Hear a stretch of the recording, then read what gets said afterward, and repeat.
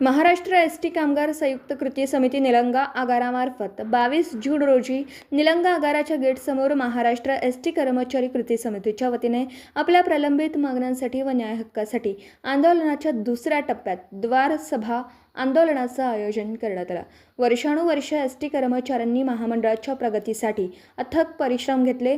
संकटाच्या काळातही सेवा अबाधित ठेवली। मात्र आजही कर्मचाऱ्यांच्या अनेक महत्त्वाच्या मागण्या शासन व प्रशासनाकडून प्रलंबित ठेवण्यात आल्या आहेत।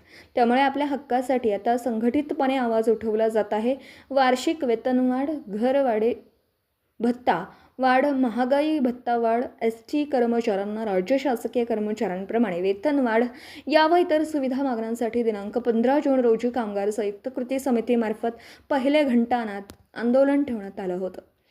पण त्यात सरकारने प्रतिसाद न दिल्याने हे दुसरं द्वार आंदोलन संयुक्त कृती समितीमार्फत प्रामुख्याने महाराष्ट्र एसटी कामगार संघटना, बहुजन रापम कामगार संघटना, महाराष्ट्र एसटी वर्कर्स काँग्रेस इंटक, कॅस्ट्राब राप कामगार संघटना या व इतर संघटना सहभागी झाल्या। प्रामुख्याने महाराष्ट्र एसटी कामगार संघटना अध्यक्ष प्रल्हाद वेटोबोणे, सचिव अंकुश काळे, बहुजन रापम कामगार संघटना अध्यक्ष श्री गायकवाड, सचिव श्री दिलीप कांबळे, महाराष्ट्र एसटी वर्कर्स काँग्रेस इंटक अध्यक्ष श्री विकी धैर्य, सचिव प्रभाकर बिरादार, कॅस्ट्रॉब राप का संघटना अध्यक्ष श्री शृंगारे, सचिव श्री सोनकांबळे सोबत इतर आजूबाजू पदाधिकारी आणि कामगार मोठ्या संख्येने उपस्थित होते। कार्यक्रमाचं सूत्रसंचालन श्री रामराजे कांबळे यांनी केलं तर आभार श्री शिवराज कांबळे यांनी मांडलेत। आता यापुढे सरकारने जर एसटी कर्मचाऱ्यांच्या मागण्यास जर प्रतिसाद दिला नाही तर यापेक्षाही तीव्र आंदोलन येणाऱ्या 29 जून रोजी धरणे आंदोलनाच्या धर्तीवर करण्याचे महाराष्ट्र एसटी संयुक्त कृती समितीमार्फत सांगण्यात आलं।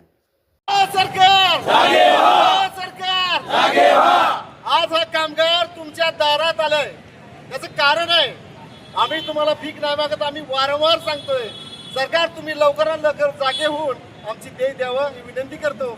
आणि यापुढे आजची द्वार सभा आपण इथंच थांबून येणाऱ्या 29 तारखेला यापेक्षा तीव्र आंदोलन होईल।